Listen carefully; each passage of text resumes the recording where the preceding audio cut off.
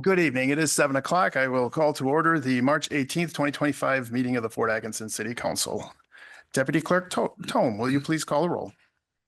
Councilmember Jacob. Here. Councilmember Johnson. Here. Councilmember Schultz. Here. President Lesker. Here. Item 3, public hearings. There are none this evening. Item 4, public comment. The City Council will receive comments from city residents. Comments are generally limited to 3 minutes per individual. Anyone wishing to speak is required to sign up in advance or state the following items for the record when called upon: name, address, subject matter, and contact information.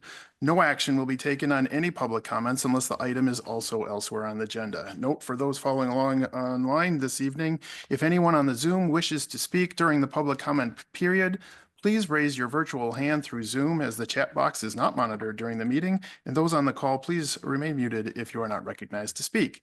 We do have one person who signed up in person this evening to provide public comment, Margaret Schrader. Please, if you would step forward to the podium. If you would come forward.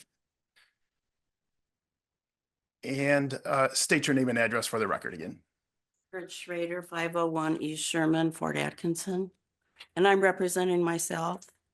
I understand there's a Monarch pledge. I wondered if that involved a garden or something concrete. So this is the time for public comment, and it is not the time for, I guess, a back and forth dialogue. It is agenda. It is an agenda item, and so with the city manager's direction, how would you like to handle?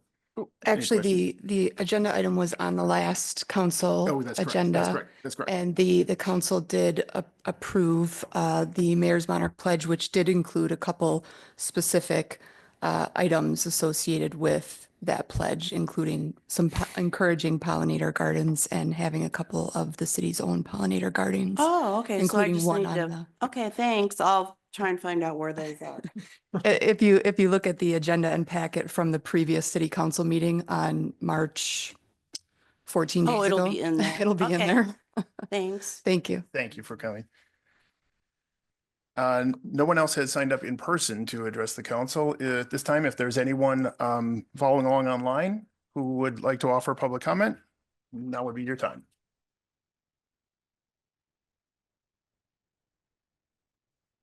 Yeah, I don't hear any.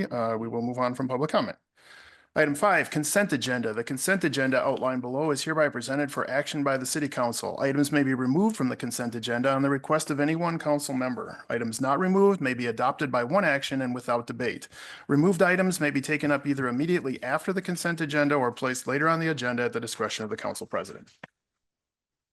I move to approve the consent agenda as listed, items 5A through 5I. Second. We have a motion and a second to approve the consent agenda. Any comments or questions? Hearing none, motion is to approve the consent agenda as listed, items 5A through 5I. All those in favor, please signify by saying aye. Aye. Any opposed? Motion is approved. Petitions, requests, and communications. Item 6A, presentation of 2024 Green Recognition Program Award to 5-Star Antiques and Lava Vintage Clothing. Manager Hausman. Thank you. So in July of 2007, the city's Climate Protection Ad Hoc Committee recommended that the city adopt a green recognition program to showcase the environmental efforts of area businesses, community organizations, and individual citizens. The award recognizes that a healthy economy and a healthy environment are mutually supportive, and it is presented annually or when we get nominations by the city council. So there are 3 nominations, or 2 nominations, I should say, on the agenda tonight. There was a nomination form submitted by Cynthia Holt and Jeremy Pintz for 5-Star Antiques and Lava Vintage Clothing for the 2024 award in the local business category. There is no financial impact on the city for this green recognition program, but it does encourage local businesses, community organizations, and residents to consider sustainable practices in their daily lives, as well as larger scale efforts at lessening environmental impacts. So the city staff does, and the Green Recognition Award Panel, which consists of representatives from the City Council, the Chamber of Commerce, city staff, did vote unanimously to award 5-star Antiques and Lava Vintage Clothing with this Green Recognition Award. And staff recommends that the Council President, David Leskohair, present the award to business representatives if there are any here tonight. Is there anybody from Lava or 5-star here tonight? Well, we will forego the presentation, but I will just say that we appreciate their efforts in reusing clothing. And that is a key green strategy. The next award, I suppose I should. Yes, item 6B, presentation of 2024 Green Recognition Program Award for Amanda Ebert. Thank you. So again, this is a nomination that was submitted by Kitty Welch for Amanda Ebert to receive the 2024 award in the resident individual category. The nomination form states that Amanda is a steward of the earth, having transformed her yard into a beautiful natural landscape, and her yard contains native and edible plantings as well as attracts pollinators. So the Green Recognition Award panel voted unanimously to award Amanda Ebert the 2024, Green Recognition Award for a resident or individual. And staff recommends that the City Council President present that award to Amanda Ebert if she is here. And doesn't look like she's here, but we appreciate her efforts at creating a natural landscape in her yard. Yes, congratulations to the recipients, and thank you to those who nominated them. Okay, resolutions and ordinances. Item 7A, review and possible action on a resolution relating to Les Moe May, a temporary exception to section 102-121B1 of the City of Fort Atkinson Municipal Code. Manager Hausman. Thank you. The Heart of the City is again supporting a temporary exception to section 102-121 sub B sub 1 of the city's municipal code, which would allow for grass to exceed the stated 8-inch maximum to facilitate the promotion and education of habitat necessary for the successful emergence and survival of pollinators in the month of May. The city has participated in No Mow May since 2021. However, last year and again this year, we are recommending less mow May instead of no mow May, as the research has shown in the last several years that mowing every 2 to 3 weeks is better for pollinators than not mowing at all. So the proposed exception would allow the rear yards of residential properties and designated city-owned properties to be exempt from the enforcement of that 8-inch maximum for grass through the month of May 2025. And those those city-owned areas that are designated for Les Mow May include Berry Park near the playground on the corner there, and North Main Street and North 4th Street by the train tracks, and a swatch near the electronic sign at Jones Park, as well as a section of Wilcox Park. And again, this is not requiring anybody not to mow. It is simply allowing for an exception to support the growth of pollinators in the spring. So staff does recommend that the City Council adopt the resolution in your packet, allowing for a temporary exception to section 102-121 sub B sub 1 from May 1st, 2025 to May 31st, 2025, and declare the month Les Mow May in the city of Fort Atkinson. I think this is a wonderful idea. It has no losers. It's all winners all the way across the board. People win. Those who are very for this, they win, and no one's hurt. It's a beautiful idea that the city gets behind.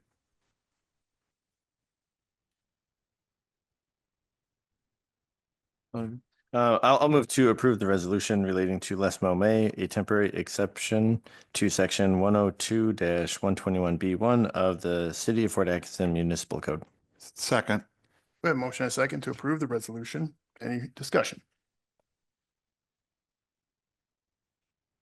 Hearing none, the motion is to approve the resolution relating to Les Mow May, a temporary exception to section 102-121 sub B sub 1 of the City of Fort Atkinson Municipal Code.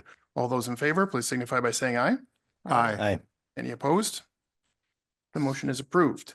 Reports of officers, boards, and committees. Item 8A, City Manager's Report. Manager Hausman. Thank you. First of all, I just want to acknowledge and appreciate Courtney for serving in the clerk's capacity tonight, even though she is not a little bit under the weather too, but she rallied for us today. Michelle is out of the office at a conference for her role on the board for the League of Wisconsin Municipalities Mutual Insurance. So thank you, Courtney. I also want to just brag a little bit about Sarah Wayert in my office. This is the League of Wisconsin Municipalities monthly magazine called The Municipality. Sarah took this photo of the Ridgeview Estates subdivision earthwork, and it's a cover photo. And it also inspired the executive director's column on the second page inside. So I just wanted to take a moment and recognize that. All of our council members and staff members receive this magazine. And I think there's probably 10, 15,000 copies that are printed monthly. So it's a nice honor. The former assistant to the county administrator and interim county administrator, Michael Lucky, was appointed as the new Jefferson County administrator by the county board last week. I look forward to working with Michael and continuing the productive relationship that we have with the county. Mabel Schumacher received the Hometown Hero Award at the state capitol on Thursday. Representative Joan Fitzgerald nominated Mabel for this prestigious award and then presented it to her on the assembly floor. I was honored to accompany Ben Dayton and JJ Yankee to Madison to support and celebrate Mabel. Congratulations to her on the well-deserved award, and we will work with her to celebrate her locally at a council meeting too. She said that she was open to that, so we'll ask her to come and recognize that nice award and the physical awards she received too for that. The Badgerland After School Enrichment Program, or BASE, held a Golden Hammer event on Thursday to celebrate the purchase and remodeling of the building located at 1233 Janesville Avenue as their new home. BASE provides much needed after school and summer childcare, and I was pleased to celebrate their success in the new building last week. Tom Williamson provided a stakeholder tour at the new Public Works and Parks Operations facility on Friday. It was a great success with several city council members, state officials, and a representative from Congressman Fitzgerald's office in attendance. Our staff is settling in nicely, and I look forward to our community-wide open house later this summer. The Boost Fort Atkinson competition continues. All video pitches have been completed by the contestants, and the community voting for a favorite will begin next week. A link to cast your vote will be available through the Chamber of Commerce and City websites, and then the judges will review all of the proposals on April 7th. The recruitment for a new public works director continued this week with a second round of interviews and an assessment center. We hope to have more information ready for the public very soon on that. Collection of electronic recycling at the Public Works and Parks Operations facility has ended for the season. Collection will resume on April 5th at the city's compost site. Recall that the City Council moved the next City Council meeting from Tuesday, April 1st to Thursday, April 3rd to accommodate the spring election. So next 2 weeks from now, our meeting will be on Thursday, the 3rd. And speaking of the spring election, absentee voting is taking place now in the clerk's office during regular office hours now through March 28th. And voting in person is available at the municipal building in the gymnasium from 7 a.m. to 8 p.m. on Tuesday, April 1st. Thank you. Thank you for the report. Item 9, unfinished business. There are no items in this section tonight. New business, item 10A, review and possible action relating to the replacement of SCBA confined space entry equipment and airline respirator system. We have wastewater utility superintendent Sweeney with us this evening. Good evening. The wastewater utility has confined space entry SCBA respirators and airline equipment from 2006. The 2025 CIP contains $19,000 for replacement. The existing confined space entry SCBA's and airline system has served the plant operators for almost 20 years. Replacement of the tanks is necessary due to their age and the fact that staff are no longer able to fill those tanks. This replacement allows for the Fort Atkinson Fire Department to now fill those tanks again for the life of the new products. Staff requested 3 proposals for 2 5-minute escape tanks, 1 SCBA backpack, mask, and tank, 2 4,500 PSI 60-minute cylinders, along with 100 foot of airline and the necessary fittings. The proposals were as follows. McQueen came in at $15,907. Duraware at $16,400.80, and then Granger at $17,060.58. Staff recommends that the proposal from McQueen of $15,907 be accepted and approved. Okay, any questions? Do you know how often does it get used? We use them for our own confined space entries at our lift station, Memorial Park. And then we have to back up DPW. So I would say on average, twice a month, Oh, okay, interesting. sometimes more depending. Hopefully things are always going right. So. Right. I move to accept the proposal from McQueen for confined space entry SCBA's respirators and airline system at a cost not to exceed $15,907, funded through the wastewater utility 2025 budget. Second. We have a motion and a second to accept the proposal. Any further discussion? I had to see another one of our CIP that came in below budget, so Yes. always nice to see that. Any other comments? Okay, hearing none, the motion is to accept the proposal from McQueen for confined space entry SCBA's respirators and airline system at a cost not to exceed $15,907, funded through the wastewater utility 2025 budget. All those in favor, please signify by saying aye. Aye. Any opposed? Motion is approved. Item 10B, review and possible action relating to the purchase and installation of a replacement thickened activated sludge pump. Superintendent Sweeney. The 2025 wastewater utility budget included $50,000 for the purchase and installation of a thickened activated sludge pump. The current pump was installed in 1992 and it has exceeded its useful life. The replacement will be the third of a four-part plan to replace all the pumps in this process. In 2020, after a thorough investigation of the available pump types and brands, the staff chose the Borger rotary lobe pumps for the project. Borger was the lowest cost and it met the needs of the facility, and it still does. In order to continue to replace the pumps with the same pump style and brand, staff requested a proposal from Borger, and that came in at $26,555.80. Borger does provide the pump, but they do not install. So staff requested three proposals. Staub Construction came in at $26,400. Sabel Mechanical at $16,663, and Ahern came in at $31,543. In addition to the pump and the installation, we're going to need some electrical work done. This work can be done by the city electrician on a time and material basis. So staff requested an additional $5,000 for the work. So staff recommends the purchase of the Borger pump at a cost not to exceed $26,555.80. Pump installation from Sabel Mechanical at a cost not to exceed $16,663. And then the $5,000 for electrical, with the total cost not to exceed $48,218.80. And this is also slightly under the budget of $50,000. Okay, any questions? Is there any reason why that you saw why the installs were varied by? They usually 15? come in a little closer together. It's a more difficult pump to replace, Okay. taking the old pump out. So we have a lot of piping being moved around. So I think it came down to a lot of the piping costs. Okay. It just, between the lowest bid and the next bid was, 10 grand, so Yep. kind of. Yep, they are usually a little closer, but I Okay. think it came down to the stainless steel piping.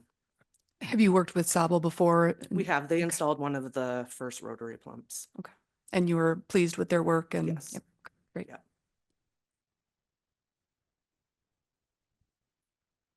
Okay, any other questions? If not, is there a motion? I move to approve the purchase of a thickened activated sludge pump from Borger at a cost not to exceed $26,555.80.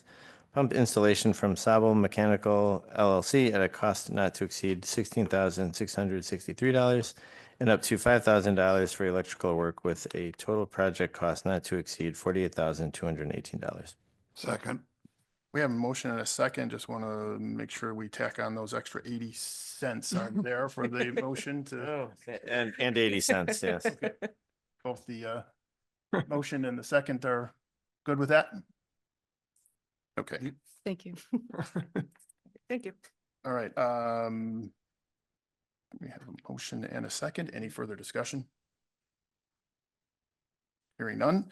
Motion is to approve the purchase of a thickened activated sludge pump from Border at a cost not to exceed $26,555.80. Pump installation from Sobel Mechanical LLC at a cost not to exceed $16,663 and up to $5,000 for electrical work with a total project cost not to exceed $48,218.80.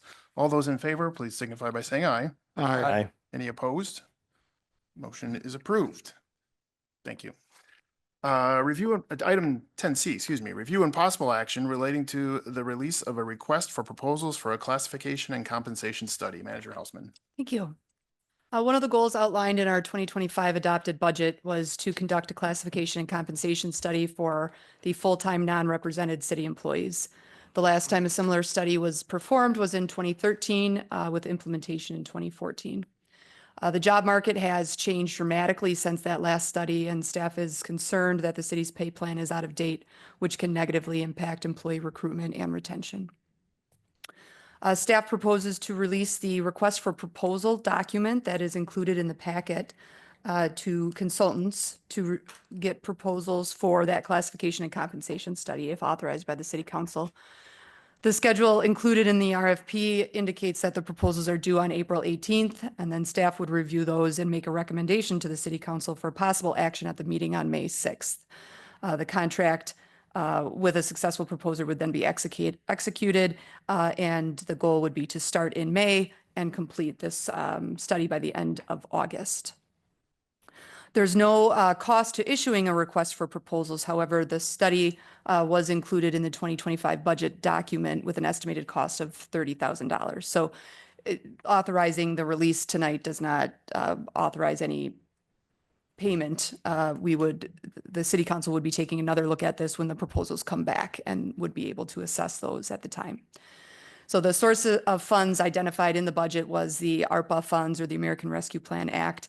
As the council knows, we have defederalized those funds and transferred them to an assigned fund balance account to be utilized in accordance with the approved ARPA budget and all of our planning documents. So there's money set aside for the study.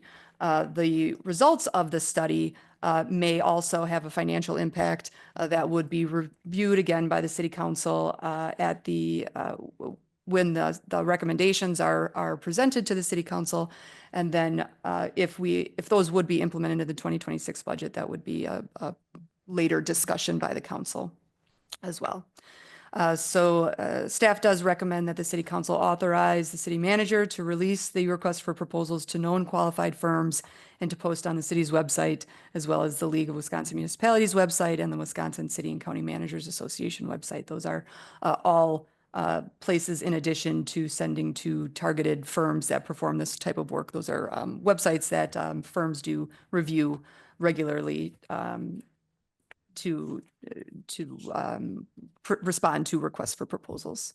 I'd be happy to answer any questions about this.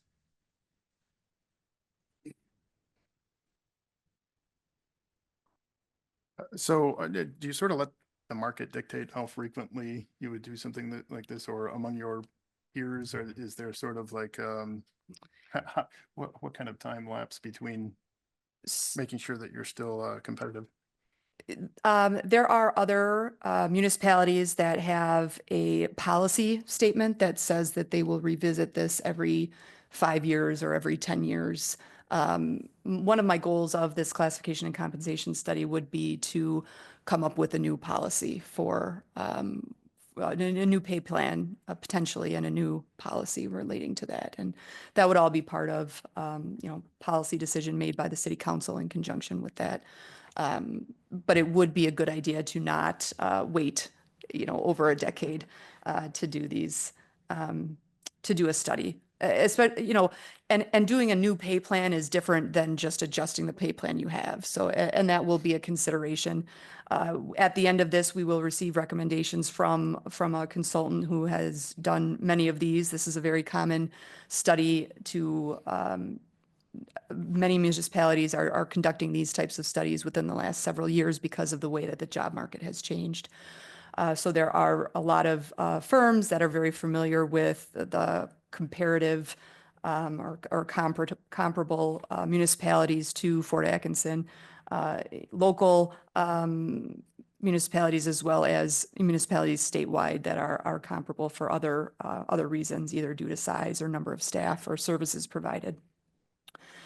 So I think this study will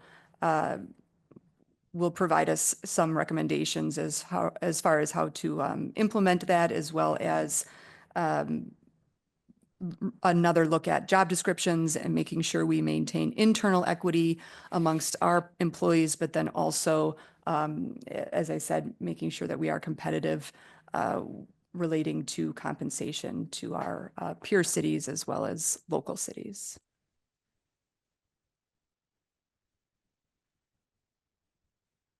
I think this is long overdue, just in the last few years, looking at the city's job listings and other communities' job listings and pay wise.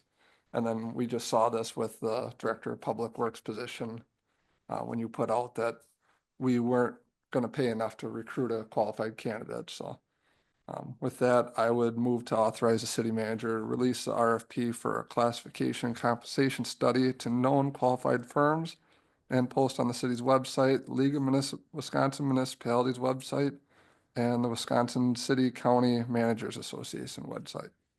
Second. We have a motion and a second to authorize release of the RFP. Any discussion? Yeah, just one little, some feedback I've received from people who have applied to positions within the city and some individuals who work for the city, that they love what they do for the city, but it can be a challenge at times when the private market or the other jobs in the area pay much more competitively, and so I do hope that this finds ways to make sure that we are attracting and maintaining the employees to provide the services that the city is asked to provide. So hard to do that when you don't have employees. I agree. It will be good to get data to help drive potential future action. Any other discussion? Hearing none, motion is to authorize the city manager to release the RFP for a classification and compensation study to known qualified firms and to post on the city's website, the League of Wisconsin Municipalities website, and the Wisconsin City County Managers Association website. All those in favor, please signify by saying aye. Aye. Any opposed? Motion is approved. Item 10D, review and possible action relating to the purchase of a 2025 Ford F-250 pickup truck for the Department of Public Works Operations Division. Public Works Superintendent Williamson. Yes, good evening. Thank you. I think the council is pretty well aware, this department operates quite a large variety of vehicles. Some of these vehicles fall into the category of medium duty type vehicles. These trucks, and this truck in particular, does serve in that capacity. And in the 2025 operating capital improvement projects budget, we did propose a $52,000 budget to fund a replacement for a 23-year-old pickup truck that we have in service now. That budget was approved in November of 24. So in preparation for kind of replacing this older unit, the department prepared a bid spec that now more closely matches our requirements today. And we put that out to bid to the state of Wisconsin approved Ford vendor, the Ford dealer, which is Ewald Hartford Ford in Hartford, and a local dealer, Griffin Ford. And we put out the same specifications to each of those dealerships. They both did propose. The state contract holder proposed $46,812. Which was Ewald Hartford, and Griffin Ford submitted a proposal for $46,418.50. Both of these proposals were both met exactly our specifications as required. And given that Griffin Ford is a local dealer here, proposed slightly less expensive unit, staff would recommend the council approve the purchase from and through Griffin Ford. I think the council can certainly see under the financial analysis that the 2025 CIP request, as shown from section R, sheet 213, the budget was approved at 52,000, but was funded a little bit uniquely. It's funded from two sources. So one of those sources is $12,000 from the general levy and 40,000 through the 24-25 capital borrowing process. But as noted, the bid came in at 418 and 50 cents. So we were considerably under that budgeted amount. I will note for the council that we do require a lift gate for the back of those units. We do that installation ourselves, and we shop that unit separately from the truck itself. So we do have room within this purchase to go ahead and do the lift gate in the future. So at this point, we're just looking to order the truck and get that in the order process. As you're all aware, it can take quite a while to get a unit through the build process and to the facility. So we'd rather not store a bunch of equipment to install on it at this point. But staff would recommend the council authorize the purchase of the 2025 Ford F-250 from Griffin Ford of Ford Atkinson at a cost not to exceed $46,418.50 and to be paid out through the designated funds of the 2025 capital improvement budget, project budget. And if you've got any questions, I certainly will answer them for you. I'm glad to see that it's going to a local dealer. Keeping some of our money at home is always a good idea. Yeah, I appreciate that. And with that said, I recommend to approve the purchase of a 2025 Ford F-250 from Griffin Ford of Ford Atkinson at a cost not to exceed $46,418.50, paid for using designated funds in the 2025 capital improvements project budget. Second. We have a motion and a second to approve the purchase. Any discussion?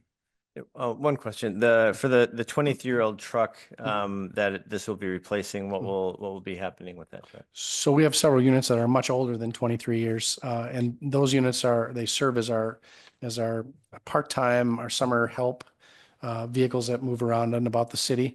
We're going to rotate out the oldest vehicle, and that 23-year-old vehicle then will be installed into that position where it'll only work part-time. It will not run full-time for the city any longer. And we'll keep that unit in as best a shape as we possibly can until we can weed that one out of the process too. With that oldest truck, does that get scrapped? Does that get sold, or? Typically, we do one of two things. We either offer it up through a public auction site.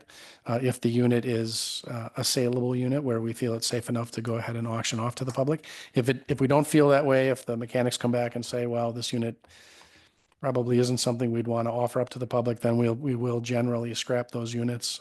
We've been very lucky. We've maintained our units in pretty good shape. So the oldest unit will get auctioned off to the public. How old is that oldest unit? It is 5 or 6 years older than the 23-year-old. So it's almost 30 years old. Take care of our vehicles. Yes. Yeah, We yeah, have some really great mechanics. We get the work out of them for sure. Hey, any further discussion or any other questions?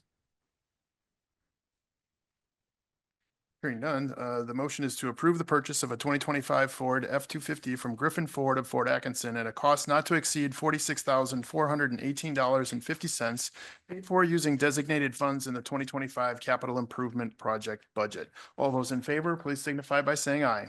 Aye. Any opposed? Motion is approved. Item 10E, review and possible action relating to the purchase and installation of an analog VHF band radio repeater and mast-mounted antenna. Superintendent Williamson.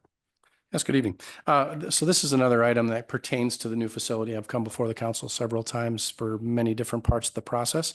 This is another step in that process to getting us completely installed in the new building. But as the council's aware, we are semi-resident in that unit, in that new building. And by the end of the week, end of next week, we should be fully 100% operating out of it.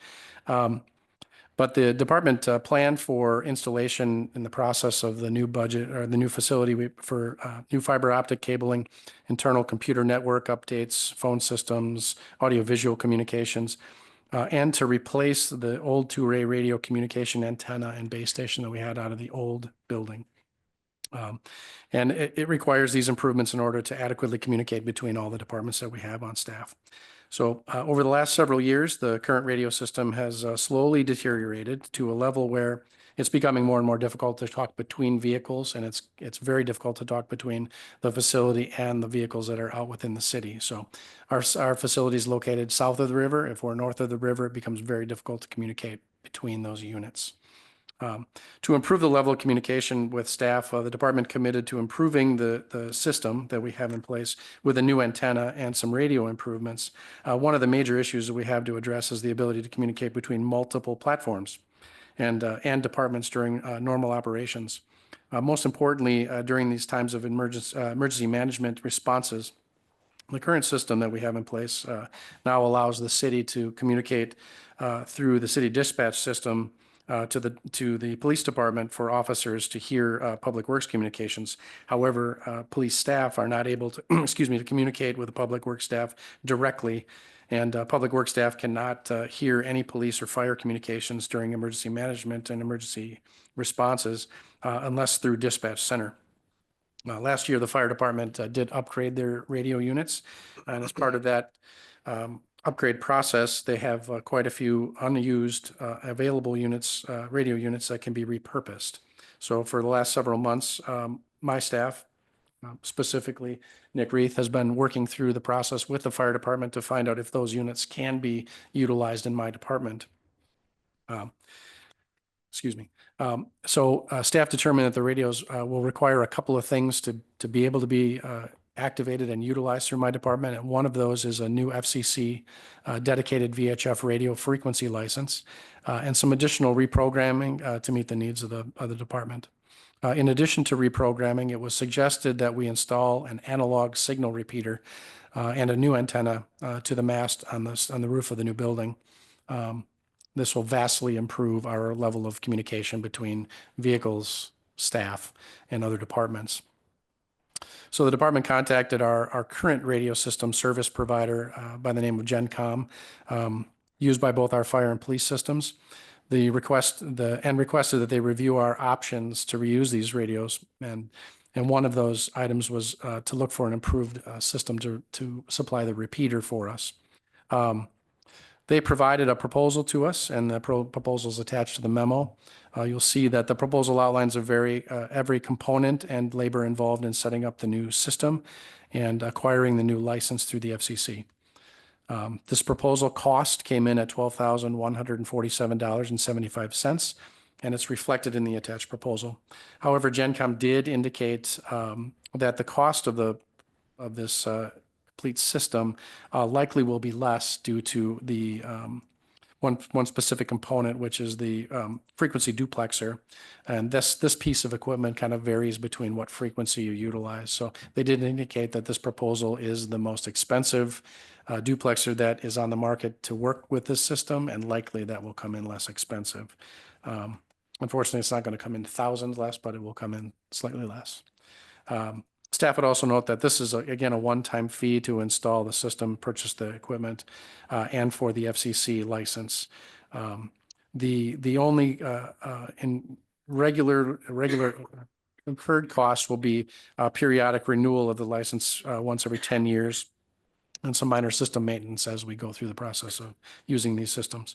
So the original approved facility budget set aside $545,000 for furnishings, fixtures, and equipment to accommodate the purchase and installation of furniture, storage systems, and the like. Please note that included in this project for fixtures category, we did kind of account for replacing the antenna and the base station. So overall, the positive balance for FF&E right now is $118,197.32 should this budget be approved. And I broke that out in a very similar spreadsheet the council has seen before through other FF&E purchases. So again, I showed the category under this request of $12,147.75, which leaves us with a balance of $118,197 and some change. Staff would recommend council to authorize the contract with GenCom for the purchase and installation of an analog VHF radio repeater and mast-mounted antenna for an amount not to exceed $12,147.75, utilizing funds included in the Public Works and Parks Operations Facility FF&E budget. So if you've got any questions, I'll do the best I can to answer them. One question I have, Sure. notes in the bid Mhm. that the mobiles and portable programming is Yep. not included in this. Right, so part of Nick's work with the fire department was to determine if they could reprogram them for us.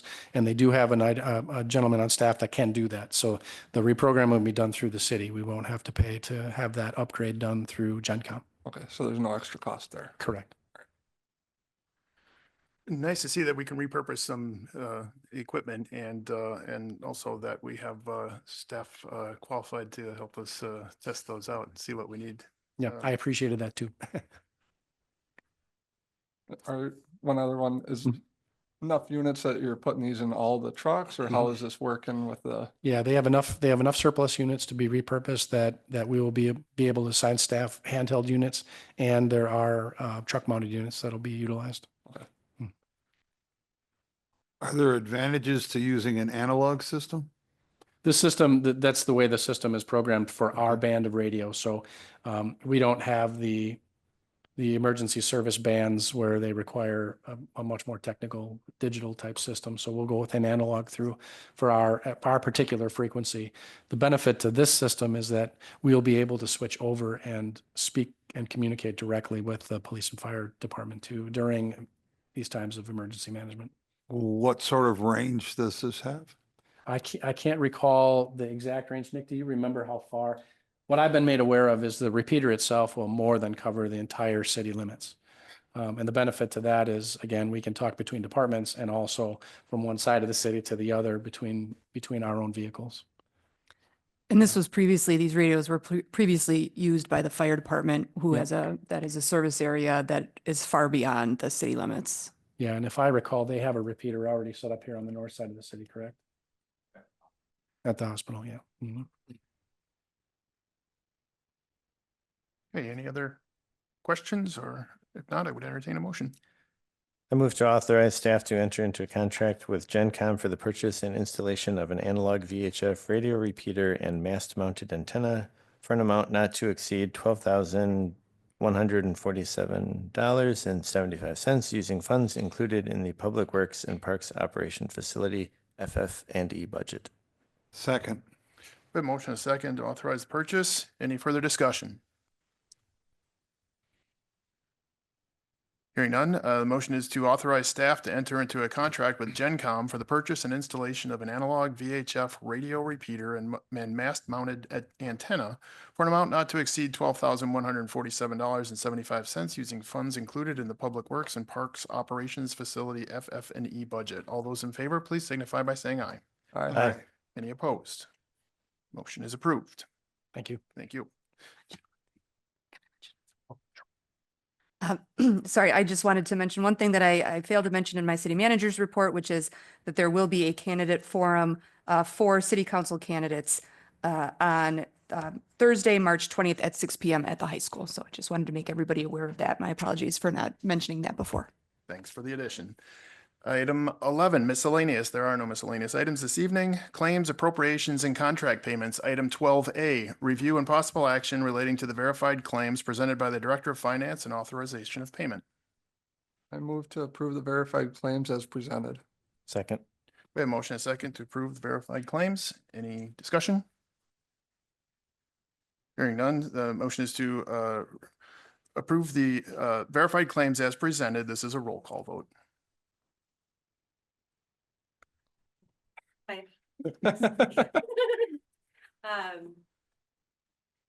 am. Turn it up so I wouldn't talk to it. All right. Councilman Shakel, Aye. Councilman Johnson, Aye. Councilman Schultz, Aye. President Lesko here. Aye, motion is approved unanimously. Item 13, adjournment. Move to adjourn. Second. We have a motion and a second to adjourn. All those in favor, please signify by saying aye. Aye. Aye. Any opposed? We are adjourned.